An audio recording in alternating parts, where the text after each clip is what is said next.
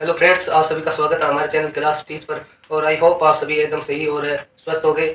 और होली के इस पावन पर्व पर आप सभी को बहुत बहुत अभिनंदन और बहुत बहुत शुभकामनाएं। होली के इस पावन पर्व पर हम आज से ही बुराइयों को खत्म करके अच्छाइयों की तरफ बढ़ते हैं। तो आगे बात करते हैं। कल हमने पार्ट 1 में बात किए थे राजस्थान के लोक देवता के बारे में, रामदेव जी के बारे में। हमने पहले देवता के बारे में बात की थी। आज करेंगे बाबू जी के बारे में बात, बाबू जी राठौड़ के बारे में बात करेंगे।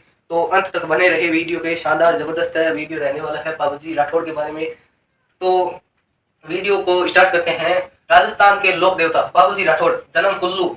जो पहले हमारे आता था, जब जिलों का 53 जिले नहीं किए थे तब तक, तो सॉरी 53 क्या 41 जिले नहीं किए, 33 जिले थे तब ये कुल्लू आता था हमारे जोधपुर में। अब आता है फड़ौदी में। जन्म हुआ था कुल्लू फड़ौदी 1239 में। बाबूजी राठौड़ का पिता का नाम था दानल जी और माता का नाम था कमलाद, पत्नी का नाम था फूलमदे। और फूलमदे ये सूरजमल सोडा की कन्या थी। और अमरकोट है जो वर्तमान पड़ता है पाकिस्तान में। तो आगे बात करें तो इनकी घोड़ी का नाम था केसर कालमी। ये ज्यादातर क्वेश्चन है यहीं से उठता है कि उनकी घोड़ी के क्या नाम था, केसर कालमी। यहाँ पर थोड़ा ध्यान रखें। उपनाम की बात करें तो गोरक्षक देवता, उठो के देवता, प्लेंग रक्षक देवता, लक्ष्मण के अवतार, क्योंकि ये थोड़ी बहुत क्रोध वाले भी देवता है इसलिए लक्ष्मण के देवता के नाम से जाना जाता है। तो अब थोड़ी सी बात करते हैं बाबूजी की। एक छोटी सी कहानी है उसके बारे में बात करते हैं। बाबूजी राठौड़ का जन्म है 1239 में हुआ था कुल्लू फड़ौदी में। बाबूजी राठौड़ है के पिता दानल जी के घर है जब पुत्र रत्न की प्राप्ति हुई तो घर में बहुत ही खुशियां थी। आगे बात करें तो इनकी एक छोटी बहन थी जिसका नाम था पेमल। पेमल का विवाह जीतराव खिच्ची जो बाबूजी के बहनोई थे इनके साथ हुआ था। जब बाबूजी की शादी की बात चल रही थी, यानी कि शादी शादी की बात चल रही थी, शादी फिक्स हो गई थी। बाबूजी अपनी बारात के लिए पहले, ये गाड़ियां गुड़ियां होती नहीं थी, ऊंट और घोड़ियां होती थी। तो एक बाबूजी एक महिला जिसका नाम है यहीं कहीं पर देवल सारणी महिला के पास गए और कहा कि मुझे मेरी बारात में घोड़े और ऊंट चाहिए, तो आप मुझे देने का कष्ट करें। तब देवल सारणी ने कहा मैं आपको नहीं दूंगी, क्योंकि मेरे घोड़े या ऊंट है बहुत बार लोग चुरा कर ले जाते हैं, क्या पता आपकी बारात में भी चुरा कर ले जाए। तब बाबूजी ने देवल सारणी को वचन दिया कि मैं तुम्हारे ऊंटों को कुछ नहीं होने दूंगा, तुम मेरे साथ ये ऊंट दे दो। तब देवल सारणी ने इनके वचन को मानकर अपने ऊंटों को दे दिया। और बाबूजी की क्या थी बारात है जब अमरकोट पहुंची और जब बाबूजी 3 फेरे ले रहे थे, इनकी 3.5 फेरे ले रहे थे, तभी देवल सारणी दौड़ी दौड़ी आई और कहा बाबूजी बाबूजी मेरी घोड़ी और मेरे घोड़े और ऊंट को तुम्हारा जीजा कौन था, जिद्राव खिच्ची, जो चुरा कर ले गया है, तुम बचाओ बचाओ। तब बाबूजी 3.5 फेरे को बीच में छोड़कर देवल सारणी की ऊंटों और घोड़ियों को लाने के लिए गए।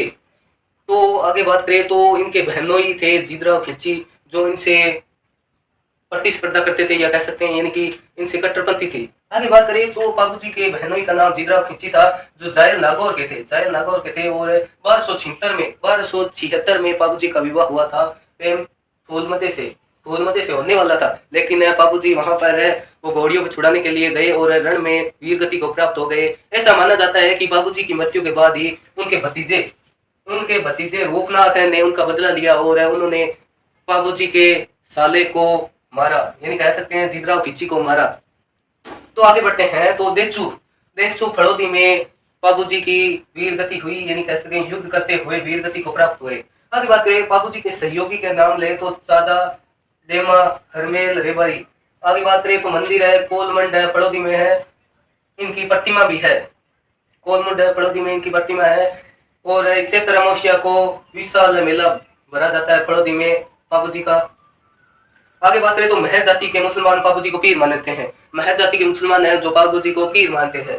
आगे बात करें तो अन्य मंदिर की बात करें तो अहड़ है उदयपुर में भी, अहड़ एक सभ्यता भी है और अहड़ उदयपुर में भी बाबूजी का एक मंदिर, विशाल मंदिर है। आगे बात करें तो बाबूजी की ओल्डी का अर्थ है कि बाबूजी का निवास स्थान, यानी कि वो कहाँ रहते थे, मकान कह सकते हैं। वर्तमान में अब मकान है तो मकान कह सकते हैं। ओल्डी केलवाड़ा सांचौर में है, ठीक है, सांचौर भी एक नया जिला है। आगे बात करें तो बाबूजी की पढ़ाई नाइक जाति के लोगों के द्वारा रावण हत्या वाद्य यंत्र पर बजाई जाती है। ये भी मोस्ट इंपोर्टेंट बात यहाँ से निकल कर आती है कि नाइक जाति के लोगों के द्वारा रावण हत्या पर बाबूजी के पढ़ का वाचन किया जाता है। आगे बात करें तो प्रमुख रचनाओं के बारे में तो बाबू प्रकाश, ये रचना थी आशिया मोड़ जी के द्वारा। बाबू जी का छंद है बिट्टू मेहरा जी के द्वारा, और सोटा रामनाथ कविया के द्वारा, और दोहा दोहा लगराज के द्वारा। तो बाबू जी के बारे में हमने चर्चा की है। बाबू जी एक महान देवता भी रहे हैं, और शानदार तरीके से, धुआंधार तरीके से ऐसे इत्यादि करते रहे, और कैलाश टीच के साथ जुड़े रहे। और आगे बात करें तो बाबू जी का मंदिर है, बाबू जी का मंदिर है, हर गांव गांव में, राजस्थान के हर गांव गांव में मिल जाएगा, क्योंकि बाबू जी लोक प्रसिद्ध